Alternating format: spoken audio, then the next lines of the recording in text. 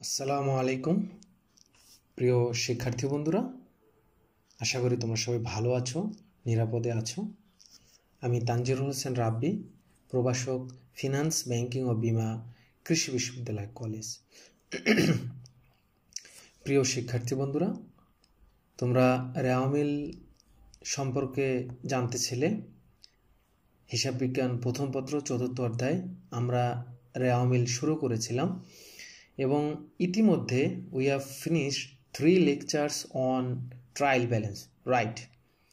আজকে আমাদের রেওয়ামিলের চতুর্থ লেকচার। তো আমি তোমাদেরকে বলবো যে আজকের লেকচারটি খুবই গুরুত্বপূর্ণ, কারণ আজকের লেকচার থেকে যেই টপিক আমরা আলোচনা করব তোমরা ইতিমধ্যে দেখতে পাচ্ছ, মূলধন জাতীয় ও মুনাফা জাতীয় আয় ব্যয়। এবং তোমরা পরীক্ষায় প্রায়শই ক অথবা খ নম্বর প্রশ্নে রেওয়ামিলের যে উদ্দীপকগুলো আসে সেখানে এই প্রশ্নটা তোমরা পাও, মুনাফা জাতীয় ব্যয় নির্ণয় করো অথবা মূলধন জাতীয় ব্যয় নির্ণয় করো। তো আশা করি আজকের এই ক্লাস থেকে মুনাফা জাতীয় লেনদেন এবং মূলধন জাতীয় লেনদেন কি সেটা ইনশাল্লাহ তোমরা বিস্তারিত জানতে পারবে। এবং একই সাথে আজকের এই লেকচার থেকে তোমরা আরও জানতে পারবে বিলম্বিত মূলধন জাতীয় ব্যয় কি, মূলধন জাতীয় প্রাপ্তি, মুনাফা জাতীয় প্রাপ্তি, এবং একটা প্রায়োগিক সমস্যা ইনশাল্লাহ আমি আলোচনা করার চেষ্টা করব।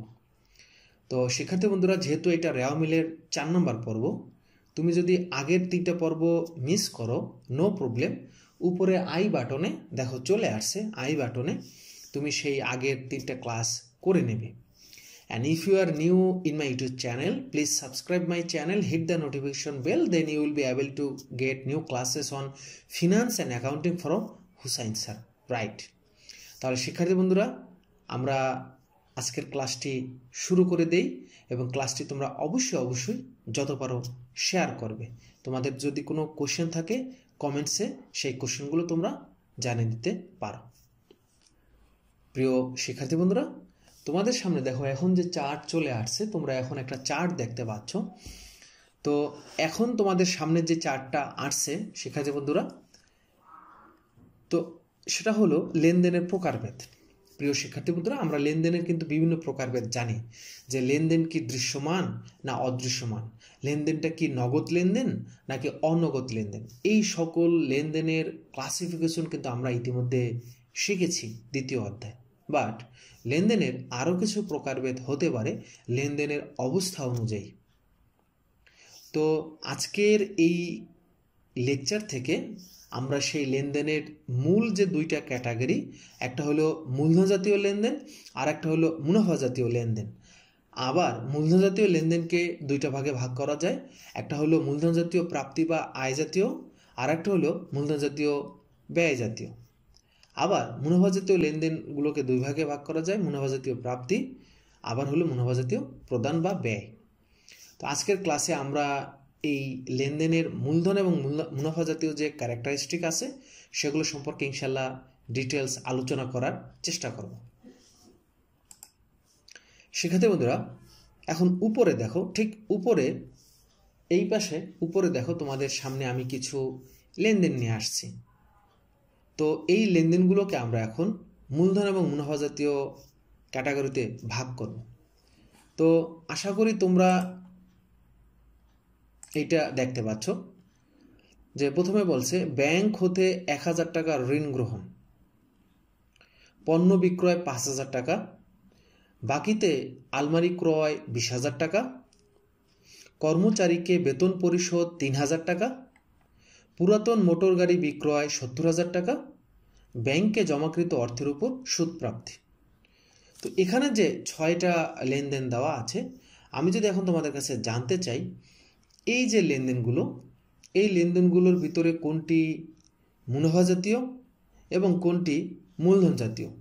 কারণ আমাদের যখন রেওয়ামিল করতে বলে, তো রেওয়ামিলের সাথে সাথে আমাদের এই প্রশ্নটা খ বা কয়ে থাকে যে মূলধন জাতীয় আইটেমের পরিমাণ নির্ণয় করো বা মুনাফা জাতীয় আয়ের পরিমাণ নির্ণয় করো। তো এখন শিক্ষার্থী বন্ধুরা, আমাদের সামনে এই যে আইটেমগুলো আমাদের সামনে আছে শিক্ষার্থী বন্ধুরা, তোমরা দেখতে পাচ্ছ।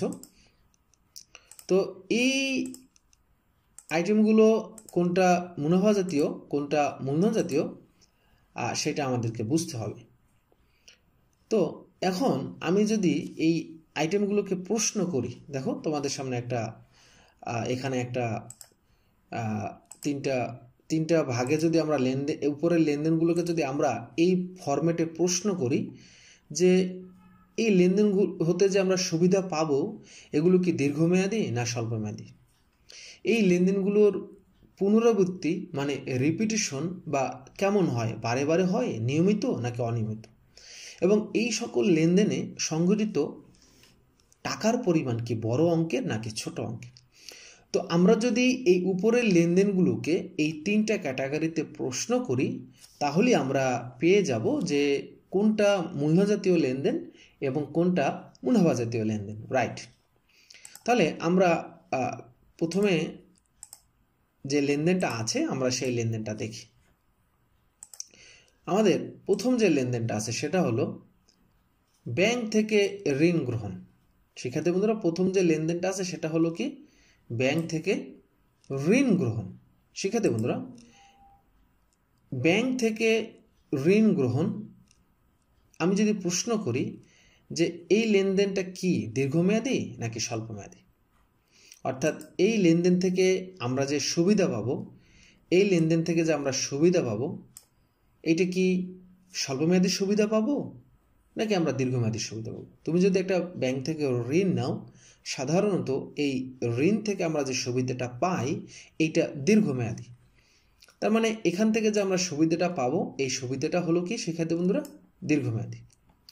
আমি যদি প্রশ্ন করি যে এই যে ব্যাংক থেকে যে ঋণটা আমরা নিলাম এটাকে আমরা বারে বারে নিতে পারবো, তুমি কি এক বছরে বারবার লোন নিতে পারো না। একটা লোন নেওয়ার পর সেটা পরিশোধ না করা পর্যন্ত কিন্তু তুমি নতুন করে লোন নিতে পারো না। তার মানে আমরা বলতে পারি যে এই লেনদেনটা হলো অনিয়মিত ক্যাটাগরির। এরপর যদি আমরা জানতে চাই যে এই লেনদেনে টাকার পরিমাণটা কেমন, what amount of money related with this transaction, আমরা যদি এখানে টাকার পরিমাণটা দেখি যে এখানে টাকা হলো 1 লাখ টাকা, এই লেনদেনটা হলো 1 লাখ টাকা। তার মানে 1 লাখ টাকা অবশ্যই এটা একটা বড় অঙ্কের অ্যামাউন্ট। তো এই যে আমরা তিনটা উত্তর পাইলাম যে এখানে লেনদেনটা হলো দীর্ঘমেয়াদী, এখানে লেনদেনটা হলো অনিয়মিত এবং এখানে লেনদেনটা হলো বড় অঙ্কের। সাধারণত যে সকল, দেখো এখানে লেখা আছে সাধারণত যে সকল লেনদেন দীর্ঘমেয়াদী হয়, অর্থাৎ 1 বছরের বেশি সময় ধরে হয় এবং সুবিধাটা 1 বছরের বেশি হয়, যার টাকার অঙ্ক অপেক্ষাকৃত বড় এবং লেনদেনটি নিয়মিত সংগঠিত হয় না, তাকে মূলধন জাতীয় লেনদেন বলে। তো শিক্ষার্থী বন্ধুরা, এখানে তিনটা কথা, খুবই গুরুত্বপূর্ণ তিনটা কথা এখানে বলা আছে। একটা হলো এটা হলো দীর্ঘমেয়াদী, অর্থাৎ 1 বছরের অধিক সময়ের জন্য লেনদেনটা হয়, এবং টাকার যে অঙ্ক এই টাকার অঙ্ক অপেক্ষাকৃত বড় অঙ্কের হয় এবং এই লেনদেনগুলো নিয়মিত হয় না। তার মানে এই তিনটা ক্যারেক্টার কোনো লেনদেনের ভিতর যদি আমরা পাই, 1 লেনদেনগুলো দীর্ঘমেয়াদী হবে, অর্থাৎ 1 বছরের বেশি সময়ের জন্য হবে, আমরা সুবিধাটা পাবো।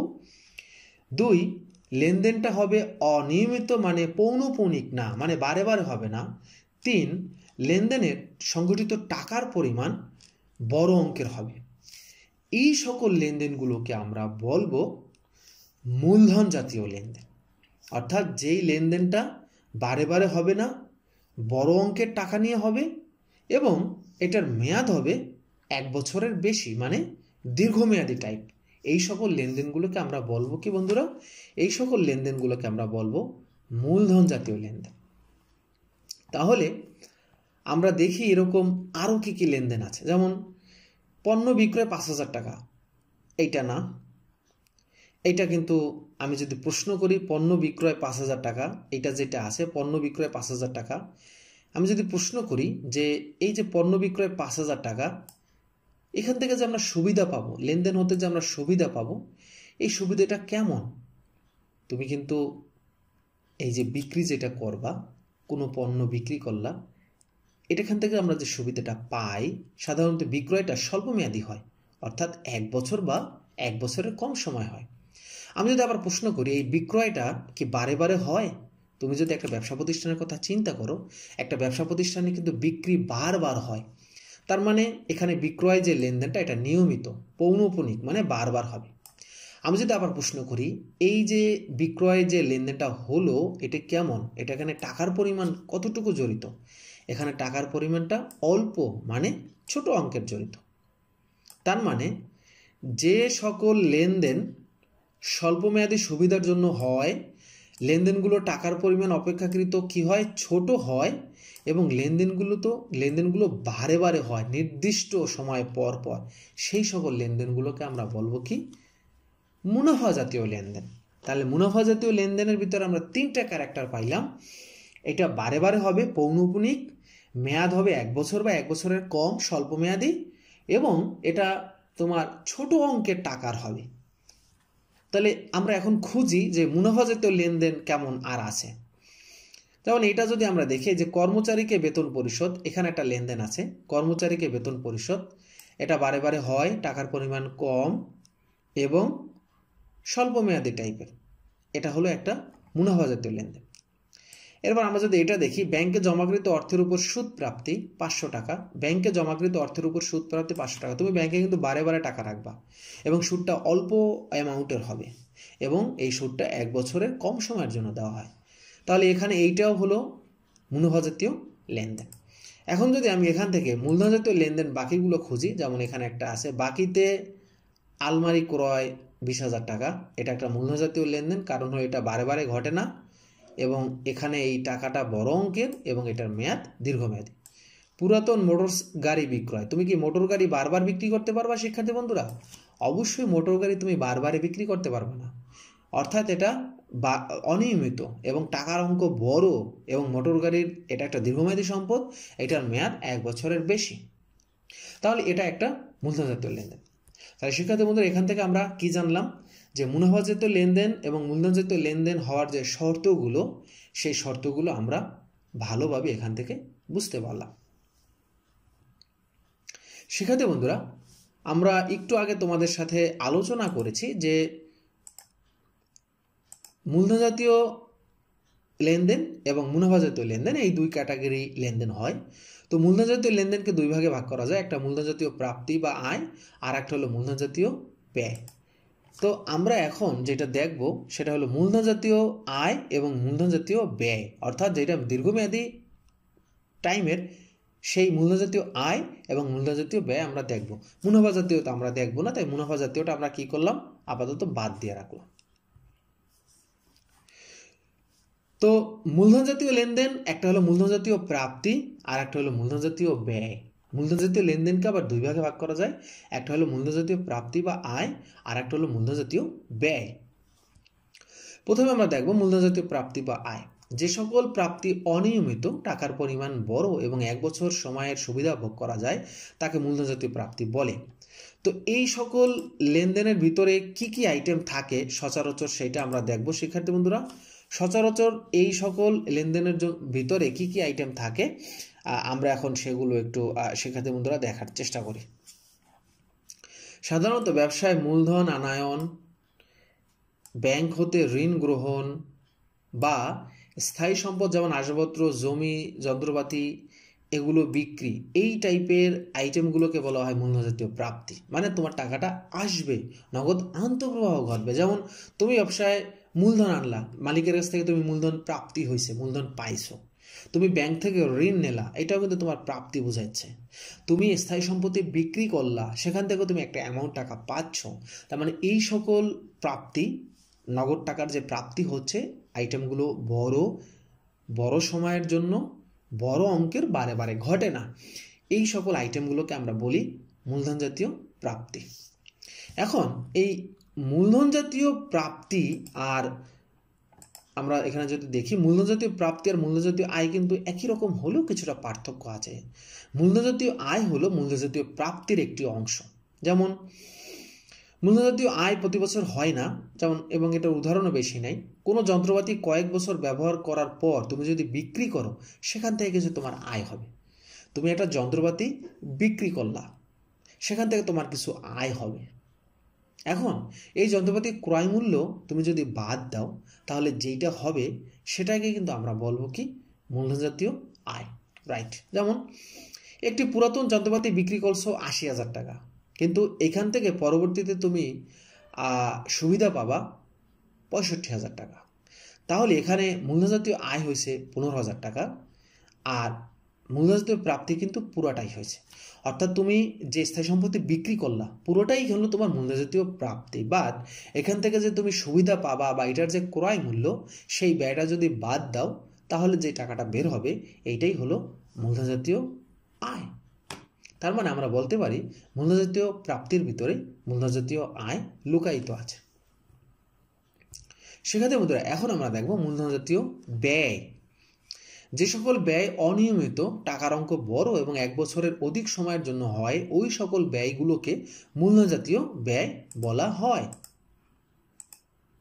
যেমন আমরা যদি এখানে উদাহরণস্বরূপ দেখি, স্থায়ী সম্পদ যেমন জমি, যন্ত্রপাতি, আসবাবপত্র, মোটরগাড়ি ইত্যাদি ক্রয় বা স্থায়ী সম্পত্তি ক্রয়, হ্যাঁ, স্থায়ী সম্পত্তি ক্রয়ের সাথে সংশ্লিষ্ট যে আদার্স খরচ আছে, যেমন আমদানি শুল্ক, জাহাজ ভাড়া, পরিবহন খরচ, সংস্থাপন ব্যয়, এগুলো সবই হলো মূলধন জাতীয় ব্যয়। যেমন এখানে কিন্তু উদাহরণস্বরূপ তোমরা দেখতে পাচ্ছ, একটা বাড়ি নির্মাণ বা একটি মোটর গাড়ি, জিপ, গাড়ি, কম্পিউটার, আসবাবপত্র, জমি, এই সকল জিনিস যে কিনলা, অর্থাৎ স্থায়ী সম্পত্তি যে তুমি ক্রয় করলা, অথবা স্থায়ী সম্পত্তিকে ব্যবহার উপযোগী করার জন্য আদার যে খরচগুলোকে আছে, সকলগুলোকে মূলধন জাতীয় ব্যয় বলে। যেমন তুমি একটা মেশিন কিনছো ৫০,০০০ টাকা দিয়া, এখন এই মেশিনটা তুমি চায়না থেকে ইম্পোর্ট করে নিয়ে আসছো, হয়তো তোমার এখানে আমদানি খরচ লাগছে, জাহাজ ভাড়া লাগছে, হ্যাঁ, শুল্ক লাগছে, এবং এই মেশিনটা তোমার বসানোর জন্য সংস্থাপন ব্যয় বা এটা তোমার কিন্তু বসানোর জন্য বিভিন্ন খরচ লাগতে পারে।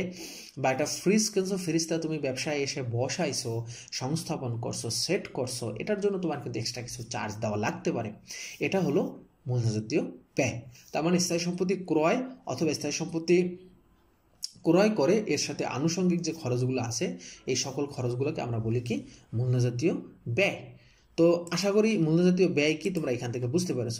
এখানে উল্লেখ যে সকল ব্যয়ের ফলে সম্পদ সম্প্রসারিত, আয়ুষ্কাল বৃদ্ধি পায়, তাও কিন্তু মূলধন জাতীয় ব্যয়। যেমন পুরাতন একটি মেশিন, এটা কিন্তু তুমি নতুনভাবে একটু মডার্ন করার জন্য বা আপডেট করার জন্য ১০,০০০ টাকার মূল্যের নতুন যন্ত্রাংশ সংযোজন করে মেরামত করা হলো, ফলে মেশিনটি সচল হওয়ার পাশাপাশি তার মেয়াদও বৃদ্ধি পায়। এটা কিন্তু আমরা বলতে পারি মূলধন জাতীয় ব্যয়। তোমার একটা মনে করো ল্যাপটপ আছে, বা তোমার একটা কি বলে একটা মোবাইল আছে, যেটা একটু পুরানো হয়ে গেছে, আগের মতো সেরকম সার্ভিস দিচ্ছে না, তুমি একটা র্যাম বসাইলা, তো এর ফলেও কিন্তু তোমার এটা সচল হচ্ছে, অ্যাক্টিভিটিস বাড়ছে, এটাও কিন্তু এক ধরনের মূলধন জাতীয় ব্যয়। তার মানে স্থায়ী সম্পত্তিকে ব্যবহার উপযোগী করার জন্য যে সকল খরচ এবং স্থায়ী সম্পত্তি ক্রয় জাতীয় খরচগুলোকে আমরা বলবো মূলধন জাতীয় ব্যয়। অতএব বলা যায় যে সকল ব্যয়ের উপযোগিতা বর্তমান হিসাব বছরের পাশাপাশি ভবিষ্যতেও পাওয়া যাবে, তাই হলো মূলধন জাতীয় ব্যয়। শিক্ষার্থী বন্ধুরা, আমরা মাত্র মূলধন জাতীয় ব্যয় এবং মূলধন জাতীয় আয় অর্থাৎ মূলধন জাতীয় লেনদেনের ব্যাখ্যা আমরা দেখেছি। এখন আমরা দেখব মুনাফা জাতীয় লেনদেন। মুনাফা জাতীয় লেনদেন অর্থাৎ যেই লেনদেনগুলো বারে বারে হয়, টাকার অঙ্ক কম হয় এবং ১ বছর বা ১ বছরের কম সময়ের জন্য হয়, স্বল্প মেয়াদী। তো এই মুনাফা জাতীয় লেনদেনকে দুই ভাগে ভাগ করা যায়। একটা হলো মুনাফা জাতীয় প্রাপ্তি বা আয়, আর একটা হলো মুনাফা জাতীয় প্রাপ্তি বা প্রদান বা ব্যয়, যেটা আমরা এখন শুধু মুনাফা জাতীয় আইটেম দেখবো। তাহলে মানে মূলধন জাতীয় আইটেমকে আমরা বাদ দিয়ে দেখলাম। তাহলে মুনাফা জাতীয় আইটেমগুলোকে দুই ভাগে ভাগ করা যায়, মুনাফা জাতীয় প্রাপ্তি বা আয়, আর একটা হলো মুনাফা জাতীয় প্রদান বা ব্যয়। মুনাফা জাতীয় প্রাপ্তি, যে সকল প্রাপ্তি নির্দিষ্ট সময় পর পর অর্থাৎ বারে বারে হয়, নিয়মিত আদায় হয়, নির্দিষ্ট সময়ের ভেতরে এর উপযোগিতা শেষ হয়, সেগুলোকে আমরা বলতে পারি মুনাফা জাতীয় আয়। যেমন উদাহরণস্বরূপ যদি বলি, আমরা পণ্য বিক্রয়, ব্যাংকে জমা, টাকার সুদ, অর্থাৎ তুমি ব্যাংকে টাকা জমা রাখছো, ব্যাংক জমার সুদ, বাড়ি ভাড়া পাইছো, কমিশন পাইছো, ঠিক আছে, উপভাড়া পাইছো, এগুলো সব হইল মুনাফা জাতীয় আয়। বা মুনাফা জাতীয় প্রাপ্তি। উপহারা পাইছো, কমিশন পাইছো, বাট্টা পাইছো, সুদ পাইছো, বিনিয়োগের সুদ পাইছো, সব কিছু, ব্যাংক জমার সুদ, বিক্রয় বাবদ প্রাপ্তি, সকল কিছুকে আমরা বলি মুনাফা জাতীয় প্রাপ্তি। তো এখানে একটা বিষয় তোমাদেরকে অবশ্যই মনে রাখতে হবে শিক্ষার্থী বন্ধুরা, মুনাফা জাতীয় প্রাপ্তি ও মুনাফা জাতীয় আয় একই অর্থবোধক হলেও কিছুটা পার্থক্য আছে। মুনাফা জাতীয় প্রাপ্তির সবটুকু একটি নির্দিষ্ট সময়ের ভিতরে মুনাফা জাতীয় আয় হয় না। এখন আমরা দেখব মুনাফা জাতীয় ব্যয়, যেটা আমাদের কিন্তু পরীক্ষায় বেশি আসে। তোমরা যদি বোর্ডের কোশ্চেন সলভ করো, রাউমিলের অঙ্কগুলো সলভ করতে যাও, দেখবে এই ধরনের প্রশ্ন বেশি আসে। ব্যবসায়ের দৈনন্দিন কার্য সম্পাদনের জন্য নিয়মিত যে সকল ব্যয় নির্দিষ্ট সময় পর পর সংঘটিত হয় এবং স্বল্প সময়ের ভিতরে উপযোগিতা নিঃশেষ হয়ে যায় তাকে মুনাফা জাতীয় ব্যয় বা প্রদান বলে। যেমন মুনাফা জাতীয় ব্যয়ের যদি উদাহরণ আমরা এখন জানতে চাই, সবচেয়ে বড় উদাহরণ হলো পণ্য ক্রয়, ভাড়া প্রদান, ভাড়া পরিশোধ, অফিস খরচ, বেতন, অবচয়, মনিহারি দ্রব্যাদি ক্রয়, বিজ্ঞাপন খরচ, এই সকল আইটেম যেগুলো আমি মাত্র তোমাদেরকে বললাম, এই সকল আইটেমগুলোকে আমরা বলতে পারি কি মুনাফা জাতীয় ব্যয়। তো মুনাফা জাতীয় ব্যয়ের দ্বারা সম্পদ অর্জিত না হলে সম্পদের রক্ষণাবেক্ষণ হয়। মনে রাখবা, মূলধন জাতীয় ব্যয়ের দ্বারা সম্পদ অর্জিত হয় আর মুনাফা জাতীয় ব্যয়ের দ্বারা সম্পদ রক্ষণাবেক্ষণ হয়, মেরামত হয়। মুনাফা জাতীয় প্রদান ও ব্যয় একই অর্থগত মনে করা হলেও কিছুটা পার্থক্য আছে। মুনাফা জাতীয় ব্যয় মুনাফা জাতীয় প্রদানেরই একটি অংশ। চলতি হিসাবকালের সাথে প্রায় বিগত হিসাবকালের বকেয়া এবং পরবর্তী হিসাবকালের খরচ অগ্রিম প্রদান করা, যেমন অগ্রিম বেতন, বকেয়া বেতন। তো চলতি ও বিগত ও পরবর্তী হিসাবকালে সংশ্লিষ্ট মোট পরিশোধকৃত অর্থ মুনাফা জাতীয় প্রদান। অর্থাৎ তুমি বেতন প্রদান করছো, 2 মাসের বেতন তুমি বেতন প্রদান করছো, 2 মাসের অগ্রিম বেতন প্রদান করছো, আর বেতন ধরো মনে করো 5 মাসের বেতন প্রদান করছো, 2 মাস অগ্রিম, 2 মাস বকেয়া, চলতি বছরের 1 মাস। 5 মাসের বেতন প্রদান করছো, 2 মাস অগ্রিম, 2 মাস বিগত মাসের বকেয়া বা বিগত বছরে, আর 1 মাস হলো চলতি। তাহলে এখানে এই টোটাল 5 মাসের বেতন কিন্তু তোমার প্রদান, বাট 1 মাসের বেতন হলো তোমার মুনাফা জাতীয় ব্যয়। অর্থাৎ চলতি বছরের যে ব্যয়টা সেটাকে আমরা বলি মুনাফা জাতীয় ব্যয়, এবং অগ্রিম বা বকেয়া পূর্ববর্তী বছরের যে ব্যয় সেটাকে আমরা মুনাফা জাতীয় প্রদানের ভিতরে অন্তর্ভুক্ত করি। স্থায়ী সম্পদ মেরামতের ফলে সম্পদের আয়ুষ্কালে কোনো প্রভাব ফেলে না, উক্ত ব্যয় মুনাফা জাতীয় ব্যয় হিসাবে লিপিবদ্ধ হবে। শিক্ষার্থী বন্ধুরা, এখন আমরা একটা লেনদেন দেখব এবং এই লেনদেন থেকে আমরা মুনাফা জাতীয় ব্যয় এবং মূলধন জাতীয় ব্যয়কে আলাদা করব। যেমন মেশিনের কর্মক্ষমতা বাড়ানোর জন্য পার্টস ক্রয় করা হলো 10,000 টাকা এবং শ্রমিকের মজুরি দেওয়া হলো 600 টাকা। তার মানে তুমি পার্টস কিনছো 10,000 টাকা, মেশিনকে আরও আধুনিক করার জন্য, আরও আপডেট, আরও শক্তিশালী করার জন্য, এবং শ্রমিকের মজুরি দিচ্ছ 600 টাকা। তাহলে এখানে 2 ধরনের ব্যয় আছে। এই যে তুমি মেশিনের যে পার্টস ক্রয় করছো, তার মানে এটা সম্পদ অর্জনের জন্য বা সম্পদকে ব্যবহার উপযোগী করার জন্য, এটা হলো মূলধন জাতীয় ব্যয়, এবং এটা অবশ্যই আর্থিক অবস্থার সম্পদ পাশে যাবে। আর্থিক অবস্থার বিবরণী সম্পদ পাশে যাবে, মানে মূলধন জাতীয় ব্যয়গুলো সম্পদ পাশে যায়। আর তুমি যে শ্রমিকের মজুরি দিয়েছো, এটা 1 বছরের কম, পৌনঃপৌনিক এবং টাকার অঙ্ক কম। এটা কিন্তু তুমি সম্পদকে রক্ষণাবেক্ষণের জন্য করেছো, তাই এটা মূলধন জাতীয় ব্যয় না, এটা মুনাফা জাতীয় ব্যয়, এবং এটা বিশদ আয় বিবরণীর পরিচালন ব্যয় অংশে যাবে। শিক্ষার্থী বন্ধুরা, আমরা এতক্ষণ যে 2 ধরনের ব্যয় আলোচনা করলাম, মুনাফা জাতীয় ব্যয়, মূলধন জাতীয় ব্যয়, এছাড়াও আরও এক ধরনের ব্যয় আছে যেটাকে বলা হয় বিলম্বিত মুনাফা জাতীয় ব্যয়। অর্থাৎ যেই সুবিধাটা তুমি ভবিষ্যতে পাবে, এমন একটা ব্যয় সংগঠিত হলো যেটার সুবিধা তুমি ভবিষ্যতে পাবা। যেমন তুমি লাক্সের একটা অ্যাডভার্টাইজমেন্ট তৈরি করলা, বা তুমি হইতে পারে তুমি ধরো মনে করো মুরগি মার্কা ঢেউটিনের একটা অ্যাডভার্টাইজমেন্ট তৈরি করলা, বা মোজোর একটা অ্যাডভার্টাইজমেন্ট বিজ্ঞাপন তৈরি করলা। এটা কিন্তু তুমি কয়েক বছর সুবিধা পাবা। যদিও প্রদান বা ব্যয় সংগঠিত হয়েছে বর্তমান বছরে, বাট এটা তুমি আরও সামনের কয়েক বছর এখান থেকে সুবিধা পাবা। অর্থাৎ বিলম্বিত হয়েছে ব্যয়টা, এটাকে বলা হয় বিলম্বিত মুনাফা জাতীয় ব্যয়। এখন দেখি, মুনাফা জাতীয় হওয়া সত্ত্বেও নির্দিষ্ট হিসাব বছরে সীমাবদ্ধ না থেকে একাধিক হিসাব বছরে সুবিধা পাওয়া যায় বলি এই ব্যয়কে বিলম্বিত মুনাফা জাতীয় ব্যয় বলে। যেহেতু এই ব্যয়ের দ্বারা একাধিক বছর সুবিধা ভোগ করা যায়, তাই এই ব্যয়কে হিসাবকাল সমূহের মাঝে বিভক্ত করে চলতি হিসাবকালের অংশটুকু মুনাফা জাতীয় ব্যয়ের ন্যায় এবং অবশিষ্ট সাময়িক মূলধন জাতীয় ব্যয়ের ন্যায় লিপিবদ্ধ করা হয়।